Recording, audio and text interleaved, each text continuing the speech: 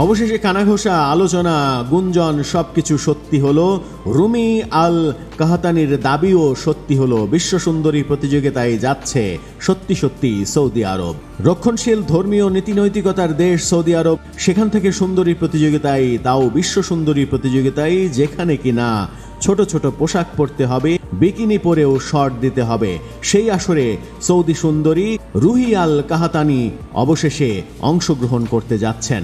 Saudi আরব প্রথমবার বিশ্ব সুন্দরী প্রতিযোগিতায় অংশ নিতে পারে। সৌদি ফ্যাশন মডেল রুমি আল কাহাতানির নিজের ইনস্টাগ্রামে এই দাবি করার পর বিষয়টি অস্বীকার করা হয়েছিল, কিন্তু 1 মাস পর প্রতিযোগিতার আয়োজক সংস্থার পক্ষ থেকে সেই অংশগ্রহণের ব্যাপারটা নিশ্চিত করা হয়েছে।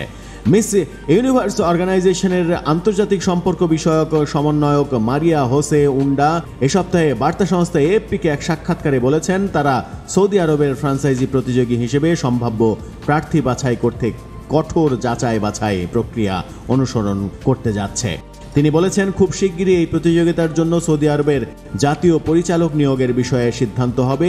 আগামী সেপ্টেম্বরে মেক্সিকোতে অনুষ্ঠেয় প্রতিযোগিতার আসরের আগে সৌদি আরবের একজন প্রতিযোগী প্রস্তুত করা হবে।